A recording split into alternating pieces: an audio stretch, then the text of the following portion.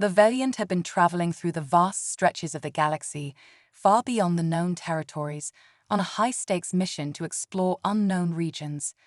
But a sudden and unexpected catastrophe, a deadly cosmic storm, had torn apart their path.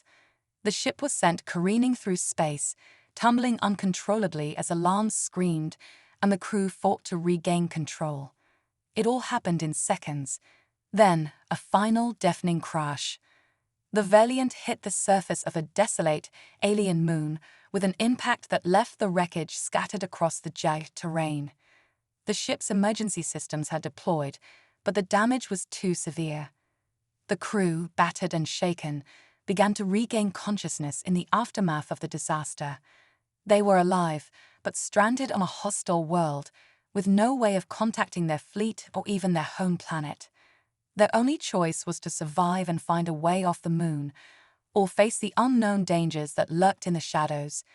The moon itself was strange, its surface covered in a thick layer of dust and rocky outcrops, with deep craters scattered across the landscape like scars. There was no sign of life, no vegetation, and the sky above them was a sickly shade of orange, perpetually shrouded in a haze of clouds. As the crew gathered their wits, they realized they were no longer in familiar space. They were far from any known system, and the maps in their navigational systems were no longer accurate. With limited supplies and a barely functional ship, they had little choice but to venture beyond the wreckage and start exploring the moon's surface in search of shelter, water, and any form of resource that might help them stay alive. The landscape was treacherous, unpredictable, and filled with dangers. Unfamiliar creatures, large, shadowy figures, stalked the crew from a distance, but they never approached too closely. Their eyes glowed faintly in the darkness, and their silhouettes slithered across the horizon, like the haunting memories of something ancient and forgotten. The crew learned quickly that these creatures weren't just hunting, they were waiting. And yet, there was something deeply unnerving about the stillness of the place. It felt like the moon was holding its breath, as though it was waiting for something to awaken. Days passed, and the survivors managed to establish a temporary base by using the remains of the Valiant. They scavenged for materials, repurposing parts of the ship, and using whatever tools they had to build a makeshift shelter. With each passing day, the gravity of their situation began to settle in. There was no rescue on the way, no backup plans. They were alone. But during one of their expeditions, something changed. One of the crew members, a young officer named Lieutenant Riley, discovered an anomaly beneath the surface of the moon. While exploring a cave system in search of resources, Riley stumbled upon what appeared to be an ancient metallic structure buried deep beneath the rocky soil. It wasn't like anything they had ever seen, a massive, perfectly circular doorway covered in strange symbols that seemed to pulse faintly with energy. The crew, eager to uncover the mystery, began to investigate further. The moon's surface was harsh and unforgiving, but the team's curiosity pushed them onward. They worked together to excavate the structure, carefully clearing away the debris, until they finally uncovered the full extent of what lay beneath the surface. The artifact was unlike anything they could have ever imagined. It was a massive, dormant machine, surrounded by alien markings and complex designs. It seemed to hum with an energy that felt alive, as if it had been waiting for centuries for someone to awaken it. As they examined the artifact, the crew began to realize that this was no ordinary discovery. It wasn't just a relic, it was a power source, something far more advanced than anything the human race had ever encountered. The energy emanating from it was unlike anything their technology could replicate, and its potential seemed limitless. But with the moon's eerie silence and the hostile environment around them, the crew couldn't help but feel a sense of dread as they wondered who had left it there and why. It was clear that they had uncovered something ancient, something dangerous, and possibly even a weapon of unimaginable power. The question now was, what would they do with it? They could try to harness it to repair their ship, or perhaps even use it to escape the moon. But there was an unsettling thought that lingered in the back of their minds. Had the alien race that created this artifact left it here for a reason? And if they had, what had happened to them? What had they feared? The answers to these questions could mean the difference between survival and destruction. Little did the crew know, the moon's secrets were just beginning to unfold, and the choices they made now would set the course for everything that was to come. As the crew huddled around the artifact, a sense of uneasy anticipation settled over them. They knew that their survival now depended on understanding the power they had just unearthed. And with every passing hour, the weight of their discovery grew heavier, for they were no longer just survivors of a crash. They were players in a game far larger than they could comprehend. The crew of the Valiant was no longer just a group of survivors. They were becoming something more. The harsh, barren moon had pushed them to their limits, and every day spent scavenging the wreckage felt like a fight against time. With no way of contacting help, they had no choice but to make the most of what they had. As they sifted through the twisted remains of the starship, one discovery after another filled them with both awe and dread. What they had thought were just the ruins of their once proud vessel turned out to hold much more. Hidden within the wreckage were detailed blueprints, technical schematics, and strange designs, all pointing to one thing: a new kind of technology, far beyond what humanity had ever dreamed of. The blueprints were unlike anything the crew had ever seen. There were weapons, energy shields, propulsion systems, and more, all designed with an alien's expertise. As the crew pored over the diagrams, they realized that they weren't just looking at blueprints for weapons. They were looking at the potential to build entire armies, create defensive fortresses, and even powerful spacecraft.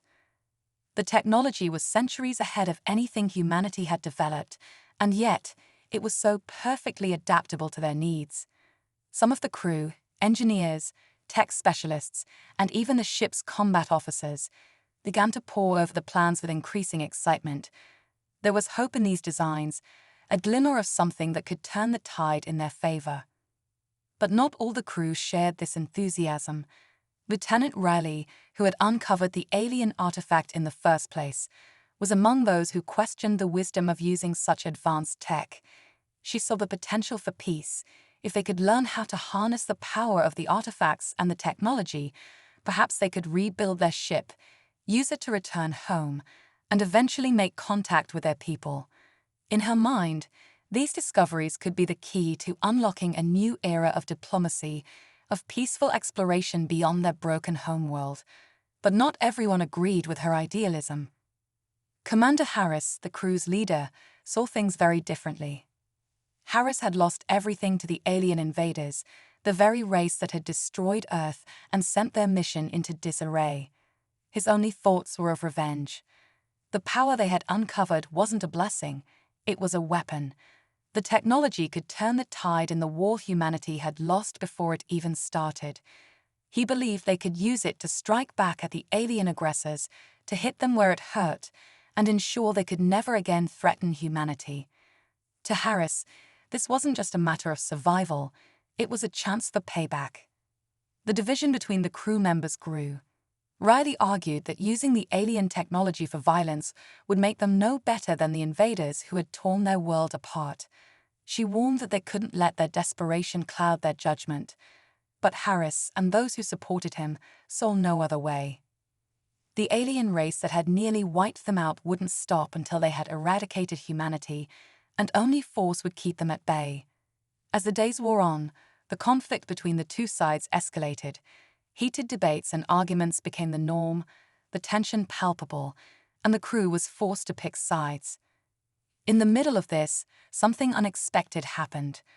One night, as the moon's ominous red skies bathed the wreckage of the Valiant, a mysterious signal started to emanate from the alien artifact they had uncovered. It was faint at first, almost like a whisper, but slowly it grew louder. The crew gathered around it, unsure of what to expect. The artifact, which had seemed dormant for so long, now hummed with life, sending pulses of energy into the surrounding atmosphere. As they observed it, the crew began to suspect that the artifact was not just a power source. It was somehow linked to the ancient alien civilization that had left it behind. It wasn't just waiting for them to activate it, it was calling to them. Could this be a message? A warning? Or perhaps something more? Some of the crew believed that the artifact might hold the key to understanding the aliens' true intentions. Riley was determined to find out, and despite the growing divisions among them, she pushed forward, urging her fellow crew members to focus on the puzzle in front of them. But Commander Harris was impatient. He saw the signal as an opportunity to use the artifact as leverage to forge a weapon that could make the Valiant a force to be reckoned with. If he could tap into its power, there was no telling how much destruction they could unleash. As the crew scrambled to interpret the alien signal, the conflict between them became more than just a matter of philosophy. It was a matter of survival. Every decision now carried the weight of their future. Each side had its own vision of what the technology should be used for, and neither was willing to back down. In the end, time was their most dangerous enemy. With limited resources, they couldn't afford to waste any more energy fighting among themselves. But how would they proceed? Could they balance the need for defense with the desire for peace? Or would they fall prey to the very same desperation and anger that had led their enemies to destroy their homeworld? The fate of the crew, the moon, and perhaps the galaxy itself hung in the balance. The alien discoveries had changed everything, but whether they would lead to salvation or ruin remained uncertain. The quiet that had settled over the human survivors on the alien moon was suddenly shattered by a deep, reverberating rumble. Unlike anything they had felt before, the ground trembled beneath their feet, and the sky above darkened as a massive shadow passed overhead. At first, the crew thought it was just another storm, another threat in this hostile, unpredictable place. But as the shadow grew larger and larger, it became clear. This was no storm. It was a ship, and it was descending fast. The crew scrambled to their makeshift base, gathering weapons and preparing for the worst. They had barely begun to adapt to their new reality, but now the true danger had arrived. The ship that landed was nothing like the Valiant. It was sleek, alien, and armed with advanced technology. As it touched down with eerie precision, the atmosphere around the humans grew tense. They had no idea who these beings were, but they knew one thing for sure: they were not here to make friends. From the moment the doors of the ship opened, the humans saw the alien warriors emerge. Tall and formidable, their exoskeletons gleamed under the dim light of the moon's distant sun. Their movements were precise, calculating. These beings were not here for peace. As the first few of them stepped onto the surface, their weapons charged with an ominous energy, and their eyes, glowing faintly with malevolence, fixed on the humans. The survivors had no choice but to fight. The humans had little to defend themselves with. Their weapons were primitive compared to the alien technology, and their supplies were running low. But they had learned a great deal from the artifact they'd uncovered. Using the alien blueprints, combined with the salvaged remains of their ship, they had managed to create something, a weapon system, crude but powerful enough to hold off the attackers.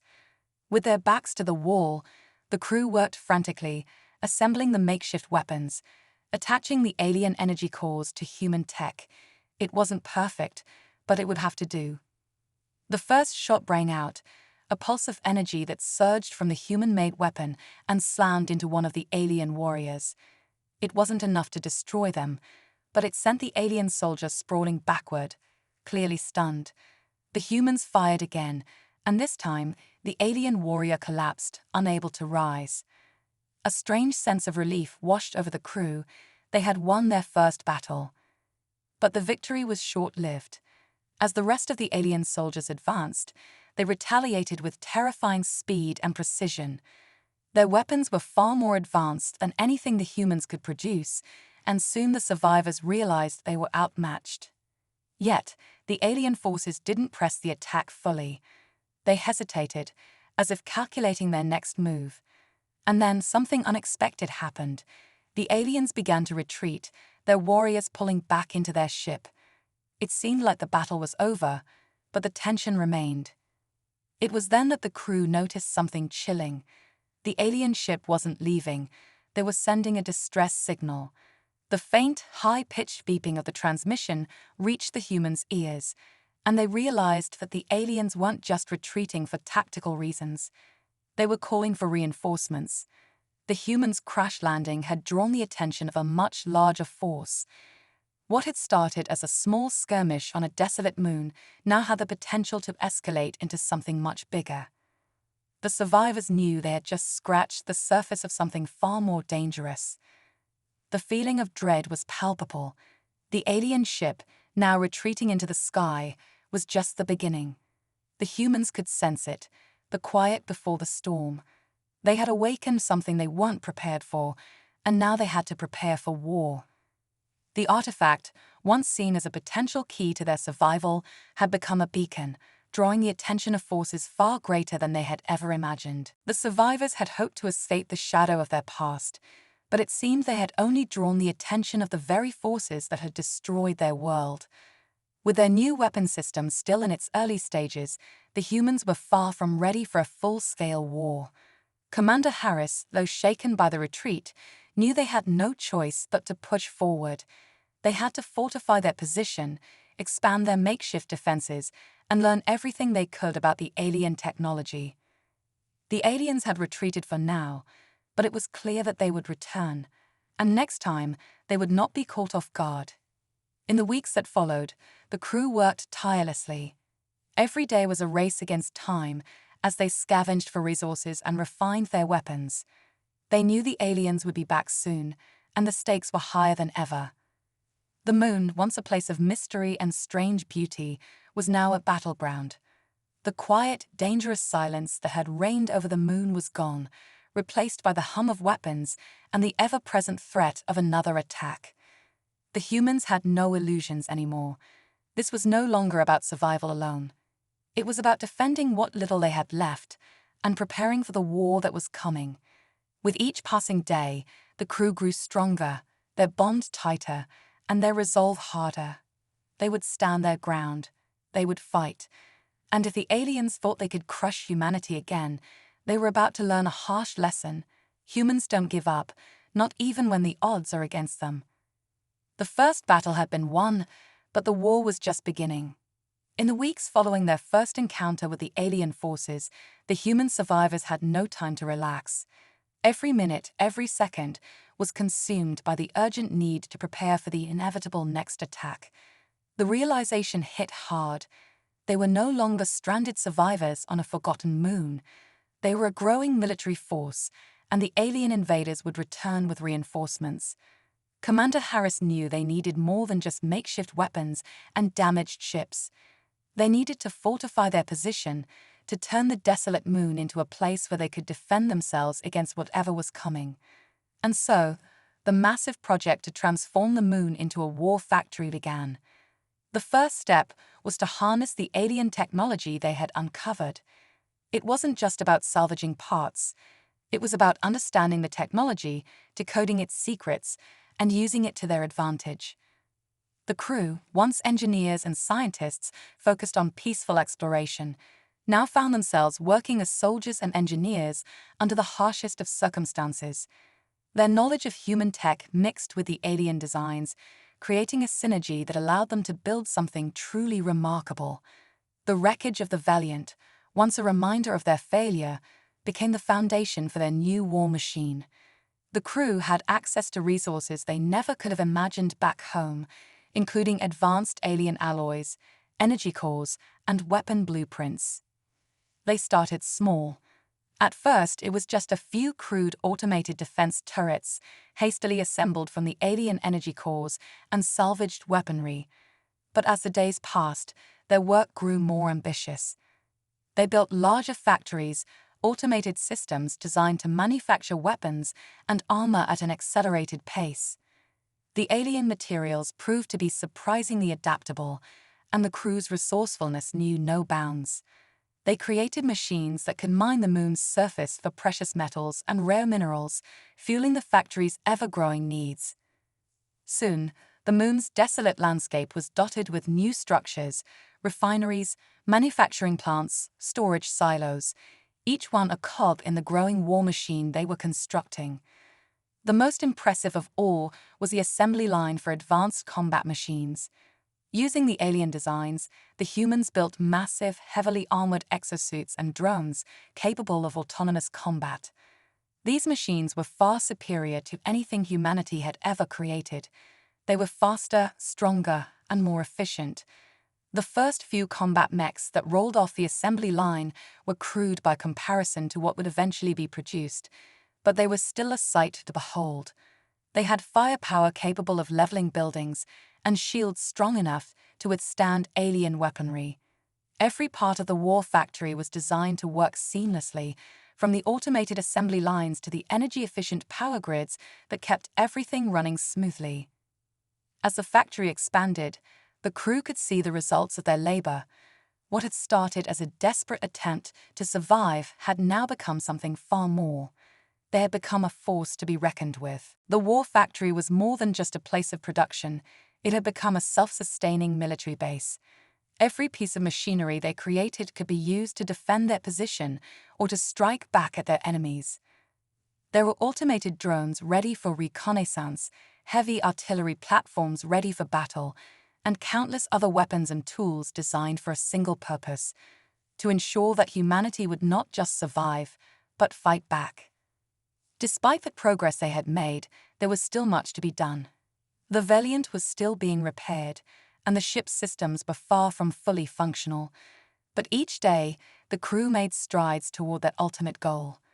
The war factory was coming to life, and with it, their chances of survival were growing. Commander Harris could feel the weight of responsibility heavier on his shoulders. He knew that the aliens would be coming soon, and they would come in force. But now, for the first time since the crash, he felt a glimmer of hope. They had built something powerful. They had created a foundation that could turn the tide of battle in their favor. As the war factory took shape, so did the human resolve. Each crew member had a role to play, from the engineers who built the machines to the soldiers who tested and trained with them. The moon, once a place of isolation and fear, was becoming a battleground of their own design. Harris knew they had only one chance at this. If the aliens were as relentless as they appeared, there would be no second chance. They had to be ready, and they had to be united. Every person, every resource, every piece of alien technology now played a part in the fight to survive. The crew worked around the clock, driven by the knowledge that time was running out.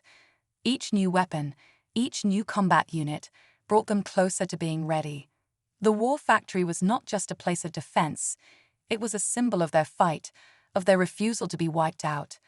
The alien invaders had underestimated humanity before. They would make the same mistake again. And this time, the humans would not just survive, they would strike back with everything they had. The countdown to the next attack had begun, and the crew was ready. The war for the moon, and for humanity's survival, was about to escalate. The day the alien fleet arrived, it felt like the weight of the universe itself was crushing down onto the moon. The sky, once filled with the distant glow of stars, was now a battlefield. Hundreds of enemy ships descended from the darkness, their metallic surfaces gleaming with deadly intent. The alien forces were vast, a terrifying sight that made the human defenders realize just how outnumbered they were. For a moment, it seemed as though the moon would be swarmed, the survivors overwhelmed by the sheer scale of the invasion. The aliens, having received the distress signal from their previous reconnaissance, were here to finish what they had started. They had no idea what awaited them.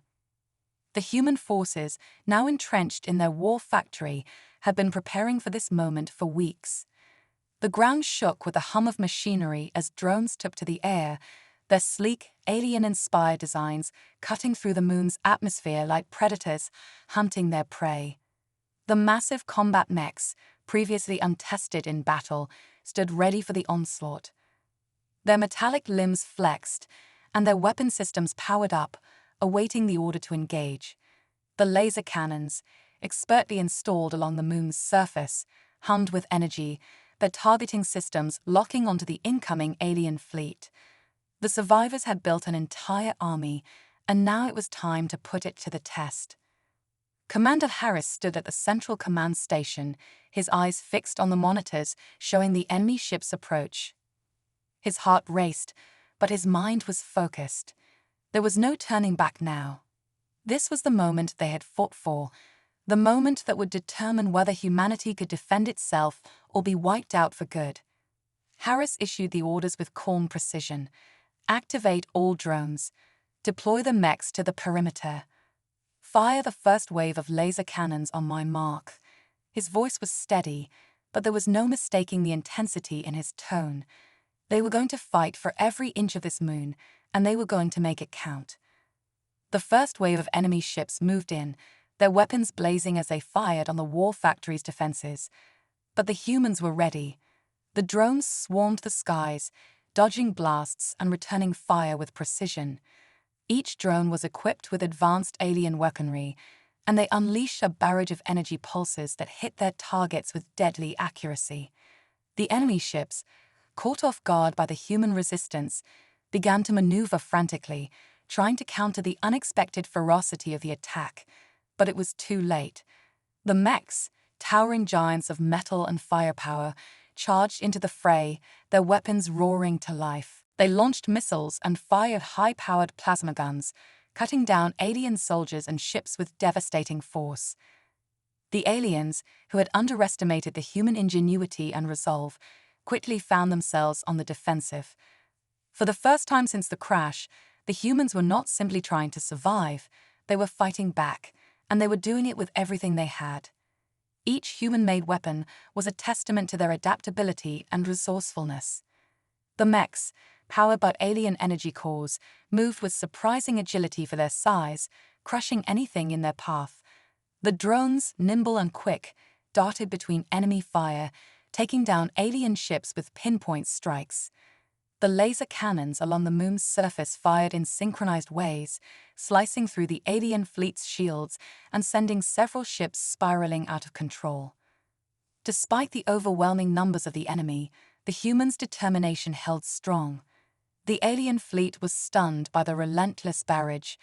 They had expected an easy victory, a quick strike to finish off the survivors. But what they encountered was a force they had never anticipated. A group of humans, with nothing left to lose, fighting with the full might of their new weapons. It was clear that the aliens had misjudged the human spirit, and they were paying the price. As the battle raged on, Harris watched from the command center, his mind racing. The human forces had taken a heavy toll on the alien fleet, but there was still more to come. The aliens, regrouping and reassessing, launched a second wave. This time they brought in larger ships, more powerful weapons, and elite soldiers to spearhead the assault. But the humans were ready. They had no illusions about the challenge they faced, but they had something the aliens lacked: a desperate will to survive and a profound belief that they could win. The humans pressed forward, pushing back against the onslaught with renewed vigor. The war factory, once a symbol of their struggle to survive, had become the heart of their resistance. Every laser blast, every missile fired, was a testament to their defiance. The mechs, drones, and automated defenses formed a seamless network of firepower, each element working together like a well-oiled machine. The alien forces were now on the back foot, unable to break through the relentless defense the humans had set in motion. In the midst of the chaos, the humans realized something crucial. They weren't just defending a moon anymore. They were proving something to themselves and to the galaxy. Despite being vastly outnumbered, despite having so little, they had stood firm and made a stand. The enemy, stunned by the humans' adaptability and sheer combat prowess, began to falter. It wasn't just a battle for survival anymore. It was a battle for the survival of their species, and the humans were fighting for it with everything they had. As the battle wore on, Harris stood tall, watching his forces work in unison. The aliens had miscalculated. The humans were not just survivors, they were warriors, capable of creating and adapting in ways that enemies could never have predicted. And the aliens would soon learn that underestimating humanity was a grave mistake. The counterattack had begun, and it was clear the humans were not going down without a fight. The war had now reached a critical point, and humanity's survival hinged on their ability to continue adapting and innovating. With each passing day, the alien forces seemed more formidable, their numbers seemingly endless, their technology far beyond anything the humans had ever encountered. But the human spirit, once thought to be fragile, had proven to be their greatest strength. After the first wave of defense, the humans had not only survived, but begun to turn the tide. They were no longer just defending, they were attacking, and they were doing it with a power they had never imagined. The war factory, now a fully operational military hub, had become the heart of humanity's resistance. But even the impressive arsenal they had built would not be enough to overcome the alien threat. They needed more. The key to victory lay in the alien technology they had scavenged and reverse-engineered. And so, the crew of the Valiant turned their attention to the heart of the aliens' power, their advanced weapons systems and shield technologies. Each piece of alien tech that had once seemed incomprehensible was now a puzzle that the humans were eager to solve. Months of hard work had begun to pay off. The first major breakthrough came when they cracked the code to the alien shield generators. Using the data they had gathered from the alien weapons they'd already disabled, they began constructing their own shield systems, powerful enough to resist the aliens' deadly firepower. With these new shields in place, the humans' mechs, drones, and war machines were now capable of holding their ground even against the most advanced alien weaponry. The alien force that had once seemed invincible was starting to feel the pressure. But that was just the beginning. As the crew continued their work, they unlocked more secrets. Advanced energy weapons, capable of cutting through even the thickest armor, began to emerge from the factories. Plasma rifles, ion blasters, and high-energy lasers were mounted onto drones and mechs, transforming them into relentless hunters. These weapons, powered by alien technology but re-engineered by human hands, gave the humans the edge they needed in the conflict. Every day, new weapons came off the assembly line, each one more powerful than the last. Yet it wasn't just their weaponry that had evolved. The crew's unity, once fractured by disagreement over how best to use the alien technology, had now become their greatest asset. The tension that had threatened to tear them apart during the early days of their survival was now a distant memory. The need for cooperation had become paramount, and every member of the crew, from engineers to soldiers, had worked together to turn the tide. The same humans who had once bickered about how to handle the alien tech were now focused on one goal: survival and the victory that seemed within reach. In the command center, Commander Harris surveyed the progress with a quiet satisfaction. The human forces, that are still outnumbered, were no longer fighting in desperation, they were fighting with purpose. The newly re-engineered weapons and defense systems had leveled the playing field. The mechs, once clunky and untested, now moved with the precision of a well-trained army, their weapons unleashing destructive firepower that tore through the alien defenses. The drones, now upgraded with new cloaking technology, were able to infiltrate alien ranks and disable their ships from within. And the war factory itself, now fully operational, had become a symbol of human ingenuity, capable of producing weapons at a staggering rate. But even as the human forces gained ground, the alien fleet was not idle. Their commanders, shaken by the unexpected resistance, were regrouping, adapting their strategies in response to the humans' advancements. They began to deploy heavier reinforcements, including larger ships and more advanced ground forces, hoping to overwhelm the humans with sheer force.